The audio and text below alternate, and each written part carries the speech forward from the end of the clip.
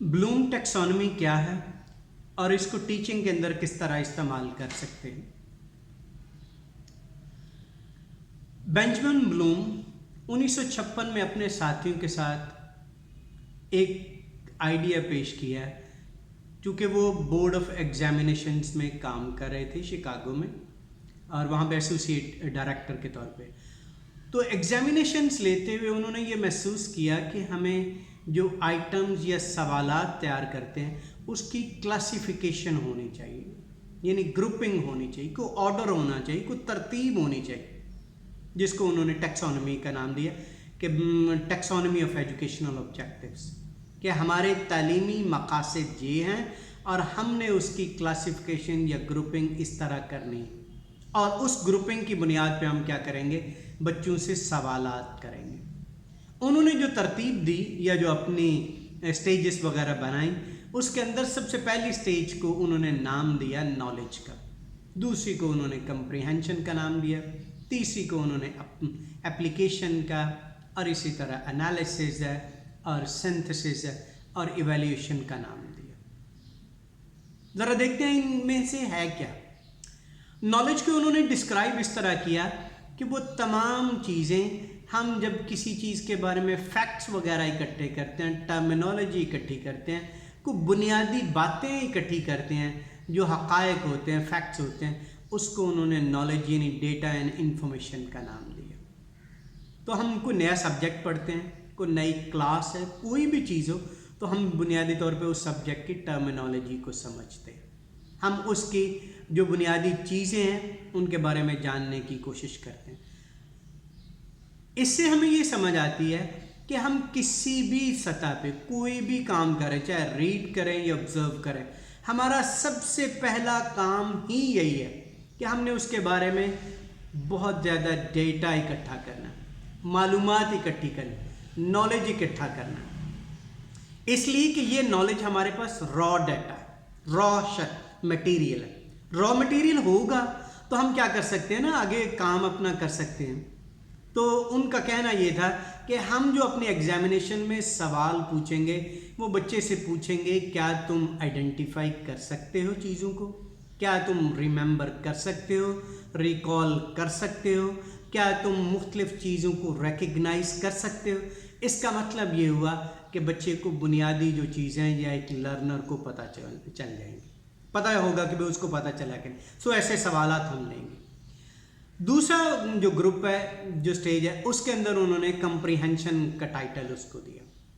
Comprehension से मुराद ये कि आपने कोई भी टेक्स्ट है उसको समझना है, ट्रांसलेट करना है, इंटरप्रेट करना है, एक्सप्लेन करना है, डिस्क्राइब करना है, एग्जाम्पलीफाई करना है, एग्जाम्पल्स देनी है।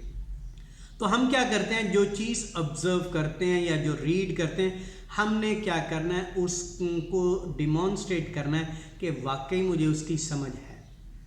सो कंप्रीहेंशन में वो चीज़ नज़र आ जाएगी। गो के अंडरस्टैंडिंग भी एक बहुत ज़्यादा टर्म इस्तेमाल होती है, लेकिन कंप्रीहेंशन का लफ्ज़ इन्होंने इस्तेमाल किया। तीसरी स्टेज पे उन्होंने नाम दिया एप्लीकेशन का। जो कुछ नॉलेज हासिल किया है, जो समझ बूझ है, अब उसको अप्लाई करना है। फार्मूला तो अप्लाई करके दिखाओ, अगर कोई उसूल बता दिया गया उसको रियल सिचुएशन में अप्लाई करके दिखाओ। मिसाल के तौर पे बात होती है कि जी हमने क्या करना है, झूठ नहीं बोलना, तो नॉलेज आ गया। आप एग्जाम्पल देते हैं, स्टोरी सुनाते हैं, बच्चा क्या करता है, उसको समझ आता है, लेकिन अब आपने उसे अप्लाई करना है। भाई अप्लाई करके दिखाओ, सिचुएशन को आ जाती, बच्चे को बोले। रियाजी आप पढ़ा रहे हैं, आप क्या कर सकते हैं, फार्मूला से आप बता सकते हैं कि इस इक्वेशन को, इस काम को, इस किस्म के प्रॉब्लम्स को हल करने के लिए ये फार्मूला है। तो भाई अप्लाई करके दिखाओ, यानी क्या करेंगे, एप्लीकेशन के अंदर उस चीज़ को इम्प्लीमेंट करेंगे, एग्जीक्यूट करेंगे। तो हमारा जितना भी नॉलेज है और जितनी भी हमारी अंडरस्टैंडिंग है, अब उसकी एग्जीक्यूशन का वक्त है। तो ये 3 स्टेजेस हैं जो बार बार हम दोबारा नॉलेज हासिल करेंगे, उसको अंडरस्टैंड करेंगे और उसको अप्लाई करेंगे। जो चौथा स्टेज है वो है एनालिसिस।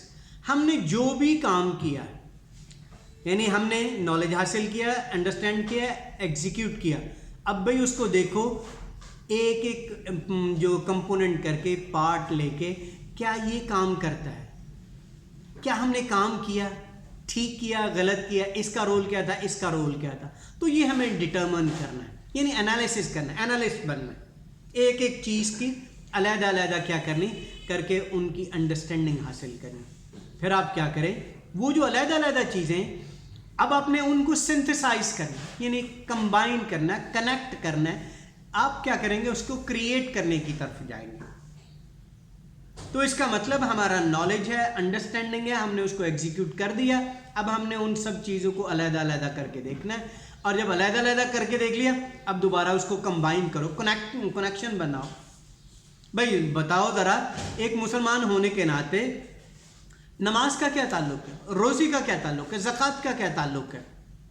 आप उर्दू में चले जाते हैं, आप मुख्तलिफ जुमले बोलते हैं, तो आप क्या करेंगे, भाई इस जुमले का, ये जो हम ज़रबुल मिसल बोलते हैं, इसका क्या ताल्लुक है हमारी डे टू डे लाइफ के साथ। ये जो हम मुहावरे बोलते हैं, उसका क्या ताल्लुक है। ये जो हम स्टोरी सुनते हैं, इनका क्या ताल्लुक है। तो हम क्या करते हैं, कहीं ना कहीं कम्बिनेशंस या कनेक्शंस बनाने पे आते हैं। और कनेक्शंस बनाना, कम्बिनेशंस बनाना, सिंथेसाइज करना मतलब जोड़ना, इकट्ठा करना, यानी बहुत सारी चीज़ें हैं वो सेपरेट हैं जो एनालिसिस में हो गई थी। अब आपने उनके कम्बिनेशंस बनाना है, कनेक्शंस बनाना है, ताकि वो इकट्ठा कैसे परफॉर्म करती। जिस तरह की एक टीम है, एक इंडिविजुअल है ना, वो एक एनालिसिस में हमारा काम हो गया कि वो एज ए मेंबर उसने कैसा परफॉर्म किया। अब एज ए टीम वो कैसे परफॉर्म कर रही। और लास्ट वन इन्होंने रखा कि ऐसे सवालात करने हैं जिसके अंदर हम ये पूछ सकें कि भाई आपने अब जज करना है। जजमेंट दो किस्म की, एक ये सेल्फ इवैल्यूएशन, सेल्फ जजमेंट, कि आप खुद क्या करेंगे, अपने काम को इवैल्यूएट करें और बताएं कौन कौन सा अच्छा हुआ, कौन कौन सी चीज़ ठीक नहीं। फिर ये कि लोगों से फीडबैक लें और वो क्या करेंगे, आपको बताएंगे आपने कौन कौन सा काम किया। ये अगर हम पैटर्न अपनाएंगे अपनी टीचिंग के अंदर तो हमारे सवाल आ जाएंगे।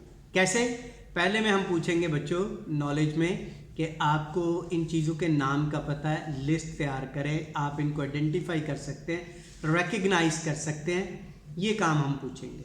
दूसरे में हम क्या कहेंगे, कंप्रीहेंशन में हम ट्रांसलेट करवाएंगे, इंटरप्रेट करवाएंगे, पैराफ्रेज देंगे, समराइज चीज़ों को करेंगे। तीसरे दर्जे पे अप्लाई करना है तो हम अप्लाई करेंगे, हम एग्जीक्यूट करेंगे, इम्प्लीमेंट करेंगे, इलस्ट्रेट करेंगे, ड्रॉ करेंगे, यानी जो भी काम करना है उससे मुतल्लिका काम होगा। एनालाइज करना है तो हम क्या करेंगे, उसको तोड़ेंगे। हम क्या करेंगे, एनालाइज करेंगे, और एनालाइज करते हुए ये बात याद रखनी है कि हम एक एक कंपोनेंट की परफॉर्मेंस देखेंगे, उसने कैसा परफॉर्म किया, इवैल्यूएट करना है, जज करना है, मेजर करना है। तो इस किस्म के हम सवाल देंगे।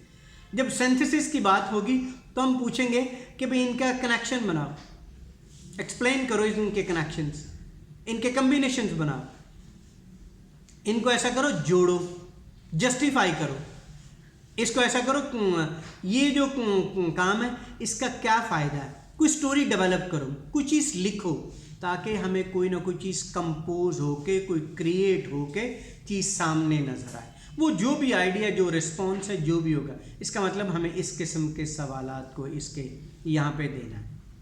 और जो एवेल्यूएशन का है उसमें हम आम तौर पे क्या करते हैं, चीज़ों को इवेल्यूएट करते हैं, मेजर करते हैं, असेस करते हैं और अपनी रिफ्लेक्शन देते हैं। आप रिफ्लेक्ट करें, आप जस्टिफाई करें कैसे ये काम होंगे। तो इस किस्म के सवालात तैयार करते हैं। अगर हम देखें जो पहली तीन चीज़ें हैं, यानी नॉलेज, कंप्रीहेंशन और अप्लाई, ये हमारा बेसिक कर्व है, बेसिक जो हमारी स्टेज है वो चलती जा रही है। इनसे हम चलते जाएंगे तो आगे क्या होगा, एनालिसिस के सवालात और सिंथेसिस यानी क्रिएटिविटी और फिर इवैल्यूएशन के सवालात हमें देने चाहिए। अमूमन किसी भी लेवल पे हैं, उसमें प्राइमरी लेवल पे तो हमें कोशिश यही करनी चाहिए कि बच्चों की जो नॉलेज है उनकी कंप्रीहेंशन और एप्लीकेशन के हवाले से कुछ काम किया जाए। लेकिन जो सेकेंडरी और हायर एजुकेशन में आता है तो उसमें हमें जो ऊपर वाली स्टेजेस हैं, यानी जिसमें हम एनालिसिस, सिंथेसिस, इवैल्यूएशन और उसके साथ जो तीसरी है वो अप्लाई को भी देख लेना चाहिए हर सिचुएशन में कि बच्चा जो भी टेक्स्ट जो भी समझता है उसको अप्लाई कैसे करता है, एनालाइज कैसे करेगा और उससे क्या चीज़ क्रिएट करेगा और उसी को जज कैसे करेगा। ये जो सिंथेसिस है ये बुनियादी तौर पे क्रिएटिविटी है, ये जो इवैल्यूएशन है ये क्रिटिकल थिंकिंग है, ये जो एनालिसिस है ये एनालिटिकल थिंकिंग इससे डेवलप होगी। तो एप्लीकेशन जाहिर बात है हमने प्रैक्टिस करनी है, हमने उसके प्रैक्टिकल नॉलेज हासिल करना है, हमें अंदाज़ा होगा काम क्या करना है। जो इसको 2001 में रिवाइज भी किया गया एंडरसन और क्रथल ने, उन्होंने किया कि ये जितनी भी स्टेजेस हैं सबसे पहला काम ये किया कि इनको वर्ब की शक्ल में बदल दिया। यानी उन्होंने कहा नॉलेज की जगह पे हम क्या करेंगे, उसको रिमेंबर का नाम दिया।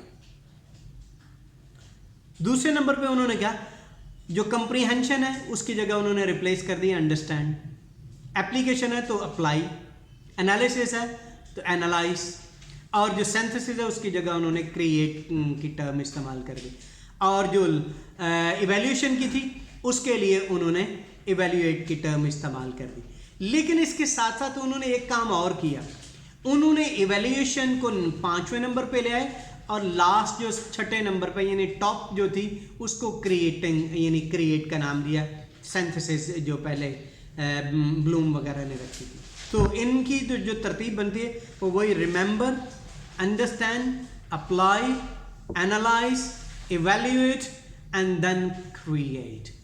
सो ये बुनियादी काम हम करेंगे, अपने सवालात के अंदर पूछेंगे कि बच्चों आपका जो इल्म है, आपकी जो नॉलेज है, अगर हम इस तरतीब से करेंगे तो ब्लूम टैक्सोनॉमी को हम अपनी टीचिंग के अंदर और ख़ास तौर पे अपनी असेसमेंट के अंदर इस्तेमाल कर सकते हैं, और इससे हमारे जो बच्चे हैं वो और भी ज़्यादा क्रिटिकल थिंकर और क्रिएटिव बन जाएंगे, और उसके साथ साथ ये हमारी जितनी भी लर्निंग वो प्रोडक्टिव हो जाएगी।